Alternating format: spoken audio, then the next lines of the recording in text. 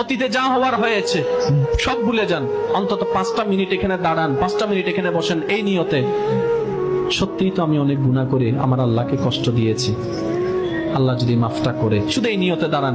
এমনও তো হতে পারে আপনার পাটা এখান থেকে সরার আগে আল্লাহ আপনার সারা জীবনের গুনাহ মাফ করুন। কারণ আমরা যেই রহমানের বান্দা উনি বড্ড দয়াবান। এখন শুনুন, শনি থেকে বৃহস্পতি 5 ওয়াক্তে 5 বার নামাজ পড়ি নাই, আমরা মনে করছি পড়ি নাই, আসলে নামাজ পড়ি নাই যে তা না, প্রত্যেকটি নামাজ কার হুকুম? তাহলে ফজর না পড়ে কাকে কষ্ট দিয়েছি? আল্লাহকে, কারণ আল্লাহর হুকুম অমান্য করেছি। যেমন আপনাকে যদি বড় ভাই ডাকে কিংবা আপনি যদি ছোট ভাইকে ডাকেন, এদিকে আয়, সে আসলো না, আপনার মেজাজ ধরে যাবে। কেন? আপনি বলবেন যে বেয়াদবি করছে, সে আমার কথা শুনে নাই, আমার কথা শুনে নাই। আমরা যখন ফজর পড়ি নাই আল্লাহকে কষ্ট দিয়েছি, জোহর পড়ি নাই আল্লাহকে কষ্ট দিয়েছি, আসর পড়ি নাই আল্লাহকে নারাজ করেছি, মাগরিব পড়ি নাই আল্লাহকে কষ্ট দিয়েছি, এশা পড়ি নাই আল্লাহকে নারাজ